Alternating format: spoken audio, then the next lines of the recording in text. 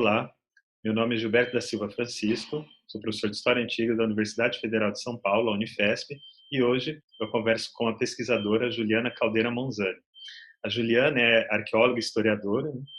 Fez mestrado no Museu de Arqueologia e Etnologia da Universidade de São Paulo, é orientada pela professora Elaine Hirata, e o seu mestrado ela tem o título A Transição da Idade do Bronze para a Idade do Ferro na Grécia, uma nova perspectiva de estudo, e o doutorado ela fez na mesma universidade, mas no departamento de História, foi orientada pelo professor Norberto Guarinello, e o título da sua tese é A Administração Micênica em Creta, um estudo dos vasos com inscrições em limiar B.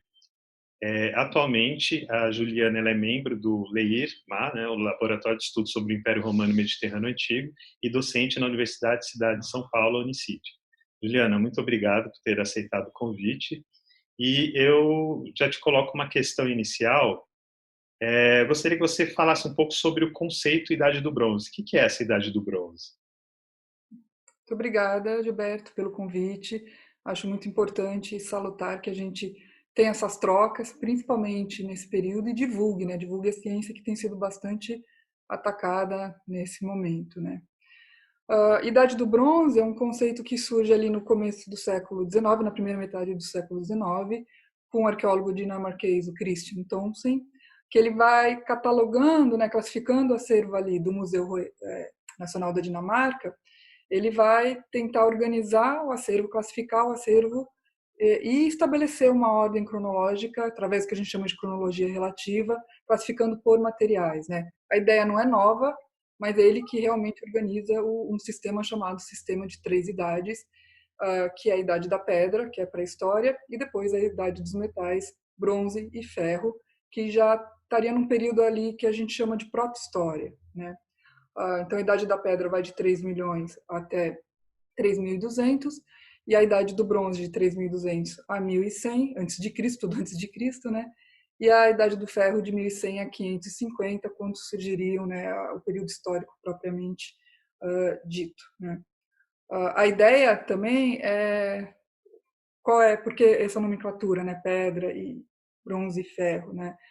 É o principal, a matéria-prima dos instrumentos, né, que se encontram dentro daquele registro arqueológico. Não é o único, né, mas é o principal. Então a gente tem para a pré-história o uso principalmente da pedra lascada e polida, e depois a idade dos metais, o uso primeiro do cobre, mas logo em seguida do bronze, e depois o uso do ferro, né, a difusão do uso do ferro, que embora seja um minério mais comum na Terra, né, tem uma metalurgia mais complexa, né, um ponto de fusão mais complexo. E coincide na Idade do Bronze o surgimento das primeiras grandes civilizações, principalmente nesse território que a gente chama de Mediterrâneo, que é Egito e Mesopotâmia, que são civilizações que se organizam numa forma de Estado, os primeiros surgimentos de registros escritos, né? E também de civilizações que vão surgir no Egeu. Tá certo. E também eu lembro que existe um debate do que o Gordon Childe coloca sobre a revolução urbana, né, relacionada à Idade do Bronze, que ele fala um pouco da transição do Neolítico para a Idade do Bronze, inclusive apresentando 10 pontos, quase todos eles relacionados à economia como referencial, né, e é interessante observar aí que você tem uma leitura marxista, por exemplo, já desse processo que você falou, né? Sim, é porque é o que ficou mais estabilizado. Eu sou uma pessoa que gosta de bastante como é que se diz? Criticar, né, alguns conceitos que já estão estabelecidos, né, e esse é um conceito que já está bem estabelecido, mas baseado isso nas atividades econômicas, de como essas sociedades se organizam, principalmente nas suas atividades econômicas. Mas eu acredito que esse é um tipo de nomenclatura que não interfere muito a gente pensar essas civilizações, né? Eu acho que a Idade do Bronze não caracteriza esse período de uma forma que unifique todo mundo, né? Mas para a gente pensar um período que é ali por volta de 3.200, que você tem esse surgimento da organização de várias formas de estados primitivos, né? De sociedades primitivas. Então, eu acho que dá conta de pensar nesse sentido, sim. Uma questão, assim, pensando esses impérios orientais, né, Mesopotâmia, pensando também no Egito, o lugar do Egeu, o que se desenvolve ali no Egeu, a gente pode pensar numa noção de periferia, de um processo que se desenvolve no Oriente de forma é, mais desenvolvida inicialmente, e que o Egeu ele participa desse processo, mas como uma periferia, ou você acha que isso não faz muito sentido? Eu acho que só inicialmente, Gilberto. Eu acho que são organizações diferentes, né? Não sei se eu estou querendo vender o meu peixe porque eu estudo o Egeu, né? Mas acho que são organizações diferentes e que comparar é muito complicado, né? Quando a gente está falando de Egito e Mesopotâmia, a gente está falando das duas grandes primeiras civilizações agrícolas e que aí a gente volta para a questão econômica, né? E que se assentam sobre uma atividade econômica que muito bem desenvolvida, que é a agricultura de larga escala, né? Então, os estados que surgem ali são estados mais centralizados, por assim dizer, né? E aí mais complexos em alguns sentidos, mas eu nem vejo tanta diferença. Em outros lugares que estão em volta, eles vão influenciar as regiões circunvizinhas, e o Egeu é uma região circunvizinha desse território. Você vai ter outras organizações que, periferia no sentido que vão orbitar, né, um pouco essas grandes economias, essas grandes estruturas, né, mas vão ter desenvolvimentos próprios, né, autônomos, né. E aí o que eu trabalhei um pouco no doutorado foi essa ideia de dois autores, né, que é o Andrew e a Susan Sherratt, que trabalham com a ideia de integração, que inclusive quem trouxe essa ideia para mim foi o Leir, né, de pensar em integração, viu? No mestrado eu estava muito ali na Península Balcânica, pouquinho no Egeu, e agora eu penso mais no Mediterrâneo Oriental de uma forma mais integrada. E aí a gente vai ver o surgimento de outras estruturas estatais econômicas próprias, né, e se integrando dentro dessas duas maiores, né. Então eu gosto de pensar mais assim, Egito e Mesopotâmia como unidades maiores e as outras unidades não periféricas, né, mais menores, né, em uma escala menor. E o Egeu seria uma escala menor nesse sentido. Certo. Pensando no Egeu agora especificamente, geralmente eu vejo assim, uma caracterização da experiência do bronze no Egeu, que é uma divisão em duas fases, digamos assim. Uma primeira caracterizada por uma maior pluralidade e uma segunda, uma maior uniformidade. Então, nessa primeira fase, que seria ali mais ou menos terceiro milênio até século XV, mais ou menos, né? 3 culturas que teriam se desenvolvido no Egeu, do bronze. Então, uma minoana, relacionada ali à região de Creta, uma cicládica, região das Cíclades, e uma chamada eládica, região da Península Balcânica, sobretudo. E um segundo momento, que é também caracterizado às vezes como eládico recente ou como período micênico, onde a gente observa uma maior uniformidade regional. Então, aquela pluralidade anterior desaparece e o que se cria é uma região cultural mais coerente posteriormente, né, o período micênico. E é justamente o período que você estudou, o período micênico, né, com mais profundidade. Você poderia falar um pouco sobre esse período micênico? O que caracteriza esse período micênico ali na região do Egeu? Sim, claro, mas retomando um pouquinho o que você estava falando, e eu acho que é uma abordagem correta pensar nessas três civilizações, a cicládica, né, ali 3.200, pensar que a cicládica é datada de 3.200, o mesmo momento de organização de Egito e Mesopotâmia, Hum. a cretense, né, a minoana, 2.700 a.C., né, e depois a eládica a partir de 1.900, né. E pensar que esse processo de integração acho que responde muito a essas questões, né? Como essas unidades culturais vão se integrando, eu acho que o grande vetor dessa integração são os micênios, né? Como elas vão, mas tem uma difusão, tem que lembrar também, senão o Álvaro vai ficar muito bravo comigo, né? Da questão dos minoanos, né? E desse contato cultural, né? Que é estabelecido, né? E aí esse processo de integração vai levando a essa formação de unidade cultural. E aí essa integração se dá, eu acho que nesse sentido, né? Por que que eu sempre pensei nisso, né? Por que que o cicládico se desenvolve primeiro, que são as ilhas do Egeu, né? Que são as rotas naturais do mar Mediterrâneo, são as correntes marítimas vão nesse sentido, Egito, Cíclades, Creta e volta para o Egito, né? E aí você vai ter um estímulo de Creta, que é a grande ilha ali do Mediterrâneo Oriental, né?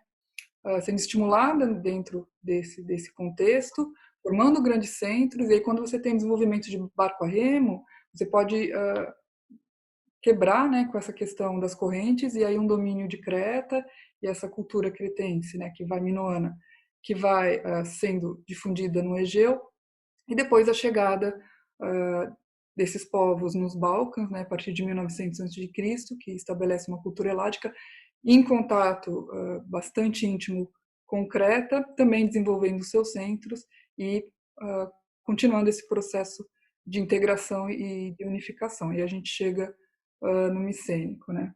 Eu acho que o que eu aprendi muito, né, eu estudo isso desde a iniciação científica, a gente falava antes em chegada dos gregos nos Balcãs, né, e os autores foram revendo isso mais recentemente, e o que eu gostei muito e que eu apresentei na minha tese é pensar que essa cultura que a gente chama de grega vai ser formada ali, né, nos Balcãs, com a chegada de novos povos indo-europeus naquele território, mas também com a incorporação dessa cultura que está ali já estabelecida tanto nos Balcãs, no continente, quanto em Creta e nas Cíclades, né? Então é interessante pensar essa formação dessa cultura que vai ser bastante uniforme, né? Então, quando a gente fala em período micênico, que é a partir de 1600, né, que é o período das Shaft Graves, a gente vai ver uma grande uniformidade na cultura material desse território, primeiro ali no continente, depois se irradiando para Creta e para Cíclades, provavelmente inclusive com uma questão de ocupação territorial mesmo, né, de uma presença física dos micênios nesses territórios, né, que a gente vê nas mais diferentes esferas da cultura material, né? Então, desde os sepultamentos, aos objetos, né, os artefatos, a forma como se estrutura as cidadelas, né? A gente não vai falar em cidades e urbanização, a gente vai falar em cidadelas, e como se organiza as estruturas econômicas também dessa sociedade. Inclusive um sistema de escrita, né? Que é o linear B, que vai ser usado, é um sistema silábico, né, usado para registrar a língua grega, por isso que a gente sabe que ali já está falando de gregos, né, e que vai ser bastante uniforme em todo esse território, né, tanto o sistema quanto os seus usos, os seus suportes, né, isso é bastante interessante.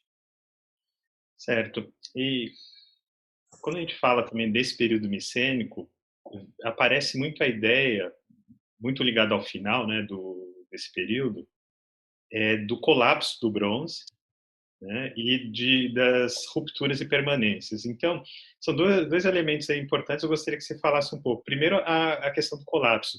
Por que esse mundo do bronze, tão bem estruturado, dos palácios, o sistema administrativo que era bem estruturado, ele desaparece? Eu sei que existem várias ideias, né, que apareceram ao longo do tempo. Hoje em dia, o que aparece como elemento fundamental para entender esse colapso do bronze e a transição para uma nova forma de Estado, de escrita, de arte, de cultura? Olha, é difícil precisar as causas, né? No início ali, século XIX, no início do século XX, se pensava em causas únicas, né? Por exemplo, uma grande seca teria desestruturado. Grande seca não faz muito sentido para mim, no caso dos micênios, porque a base não é agricultura, né? Eles organizaram toda uma economia voltada para a produção industrial e comércio exterior, né? Mas se falava em grande seca, que teria, claro, desestruturado a agricultura desse território, falava em invasão de a teoria clássica vem do Tucídides, né? A invasão dos povos dórios em 1100, e aí invasores que vêm destruindo, né? É difícil a gente precisar, ou conflitos internos, né? E aí pensar que o mundo micênio, né, foi sempre visto, né? E aí é uma coisa que a gente tem que repensar, né? Como dividido em grandes unidades políticas que seriam reinos, né? Centrados em palácios, são coisas que eu questiono, tanto palácio quanto reino, né? E aí tentar achar uma causa única, inclusive chegou-se a aventar, né, de uma guerra entre esses reinos, né? Uma disputa entre esses reinos. Mas hoje em dia se pensa em dois sentidos, Gilberto.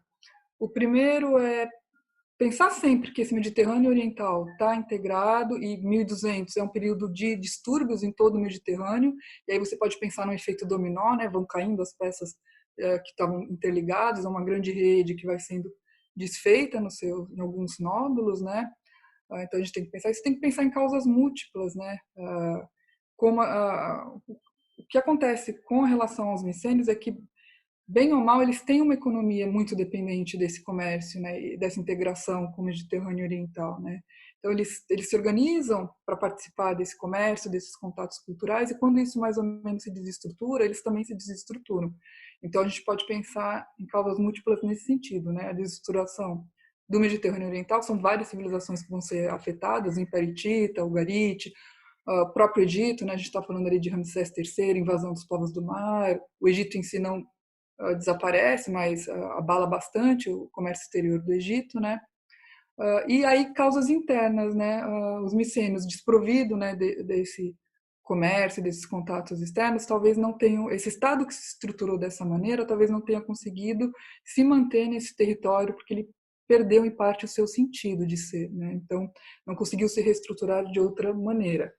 E aí você vê, sim, materialmente, a destruição em muitos desses sítios e muitas dessas cidadelas, né? Mas aí é um período de 150 anos, né? Algumas vão ser destruídas uma única vez, algumas vão sofrer várias destruições, como Micenas, né? São 3 destruições ao longo de 150 anos, e aí o colapso dessa civilização que estava centrada nessas cidadelas, né? Nesses centros administrativos.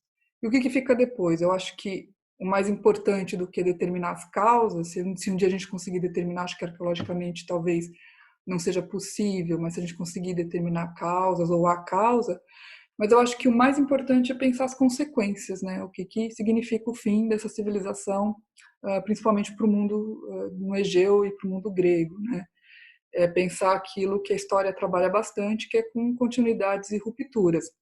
Então tem uma base que vai permanecer, que são as continuidades, a língua, né, eles são gregos, a base da religião isso vai se manter, os costumes funerários eles mudam um pouco, mas eles se mantêm, mas a organização, principalmente a organização sociopolítica vai mudar, né? Você vai ter esfacelamento desses grandes centros, centralizados, centros administrativos que eram mais centralizados, isso vai se esfacelar e aí você vai ter alguma coisa que eu considero que marca o mundo grego, né, no arcaico e no clássico, que é a pluralidade, né?